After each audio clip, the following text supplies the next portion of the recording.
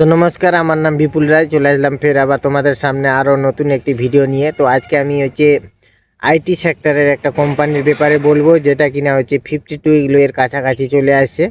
আর কালকে তো দেখতেই পেলে কি মার্কেটে কীরকম আইটি যে ইন্ডাস্ট্রি আছে, পুরো আইটি কোম্পানিকে পুরো ঢোলাই দিল। তো কি কারণে আইটি কোম্পানি ডাউনফল গেল, সেই বিষয়টা নিয়ে একটু আলোচনা করব। আর যে কোম্পানির নাম বলবো সেই কোম্পানিটার একটু ফান্ডামেন্টালসটা তোমাদের সামনে তুলে ধরার চেষ্টা করব। তো চলো ভিডিওটা শুরু করা যাক। তো কোম্পানির নাম উইপ্রো লিমিটেড, ঠিক আছে। আর এর কারেন্ট শেয়ার প্রাইস 233 টাকা 34 পয়সা। আর 52 উইক লো দেখতে পাচ্ছ 226 টাকা 26 পয়সা। আর 52 উইক হাই 323 টাকা। 52 উইক লো 226 টাকা, আর এখন চলছে 233 টাকা, মানে 7 টাকা আর কি ডিফারেন্স আছে।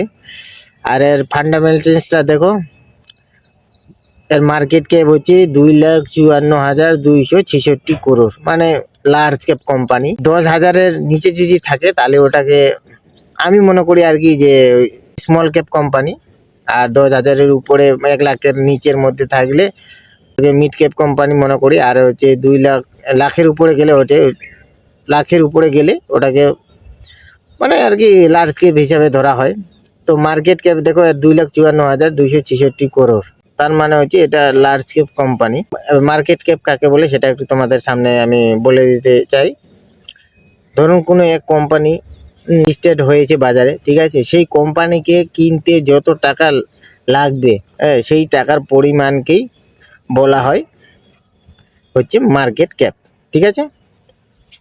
আরেকটা এক্সাম্পল দেখছি তোমাদেরকে। ধরুন রাম নামে কোনো একটা কোম্পানি আছে, সে লিস্টেড হলো, ঠিক আছে, এনএসসিতে বা বিএসসিতে।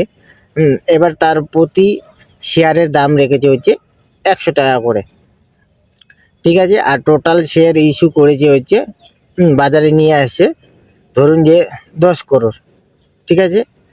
তাহলে শেয়ারের দাম into 10 crore total share, is equal to তাহলে কত হলো 1,000 কোটি, ঠিক আছে। এবার ওই টাকার পরিমাণটাকেই বলা হয় মার্কেট ক্যাপ, ঠিক আছে। যাই হোক, আমি আমার মতো করে তোমাদেরকে বোঝানোর চেষ্টা করলাম। এবার পিই রেশিও দেখো 19.08। আর ইন্ডাস্ট্রি পিই দেখো 25.44।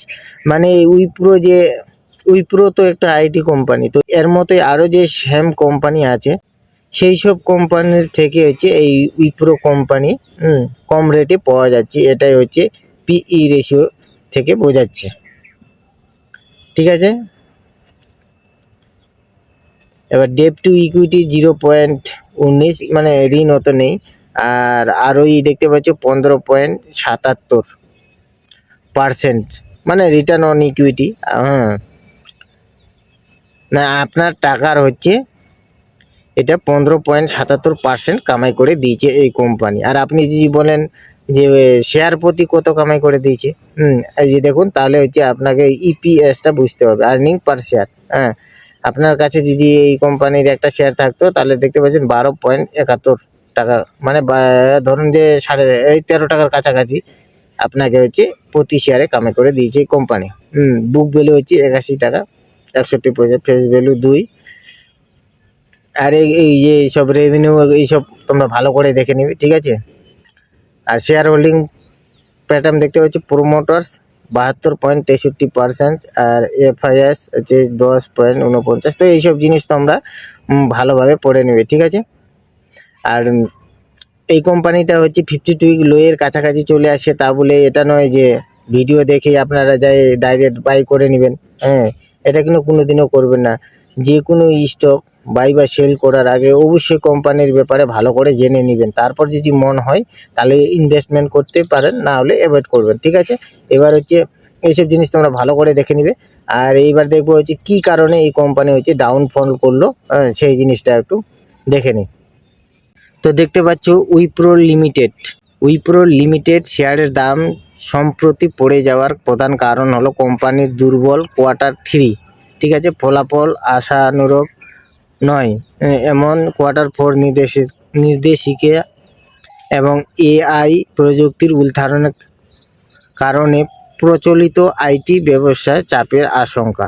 নিয়োগকারীরা দুর্বল ডিল বুকিং এবং ধীর গতির প্রবৃদ্ধির কারণে উদ্বিগ্ন। তো আমরা তো সবাই জানি এখন মানে এআই আসতে চলেছে, বুঝতে পেরেছো? এআই মানে হচ্ছে আর্টিফিশিয়াল ইন্টেলিজেন্স আসতে চলেছে, যেটা কিনা আসলে হচ্ছে অত লোকের প্রয়োজন হবে না কোম্পানিতে, ঠিক আছে? ওরা একাই একাই করবে কাজটা, মানে যা জিজ্ঞাসা করবে সেটাই হচ্ছে ওরা করে নেবে, অটোমেটিক আর কি, যেমন গুগল করে ওই ধরনের হচ্ছে ওরা এআই করে দিবে। তো আরও দিয়েছে হচ্ছে উইপ্রো শেয়ার ক্র্যাশের প্রধান কারণগুলো হচ্ছে এই যে আরও দিয়েছে দুর্বল কোয়ার্টার 3 ফলাফল ও নিম্নমুখী দৃষ্টিভঙ্গি। 2026 সালের জানুয়ারিতে কোম্পানিটি তার তৃতীয় প্রান্তিকের যে ফলাফল প্রকাশ করেছে তাতে বিনিয়োগকারীদের আশার চেয়ে কর্মক্ষমতা কম ছিল, যা সরাসরি স্টকের উপর প্রভাব ফেলেছে। তারপর হচ্ছে Q4 মানে কোয়ার্টার 4 এর জন্য দুর্বল নির্দেশিকা। কোম্পানিটির পরবর্তী প্রান্তিকে কোয়ার্টার 4, ঠিক আছে, জন্য খুব কম বৃদ্ধির নির্দেশিকায় 0-2% দিয়েছে, যা বাজারের ধারণার চেয়ে অনেক কম। তারপরে হচ্ছে এই যে এআই প্রযুক্তির ভীতি। নতুন এআই টুল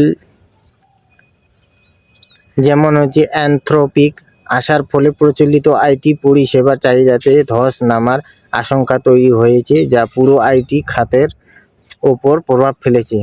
তো এই সব হচ্ছে তোমরা হচ্ছে ভালোভাবে কিন্তু পড়ে নেবে, ঠিক আছে?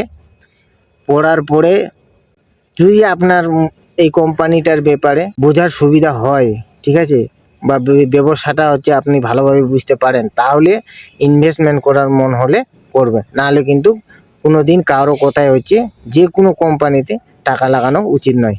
তো ঠিক আছে, ইনফরমেশনটা আমি এই অবধিই দিলাম। আবার দেখা হবে অন্য একটি ভিডিওতে। আর হ্যাঁ, যারা নতুন আছো এরকম রোজ দিন যদি আপনারা ইনফরমেশন পেতে চান তাহলে আমার চ্যানেলটাকে সাবস্ক্রাইব করে রাখবেন। তো ঠিক আছে, দেখা হবে আবার অন্য একটি ভিডিওতে।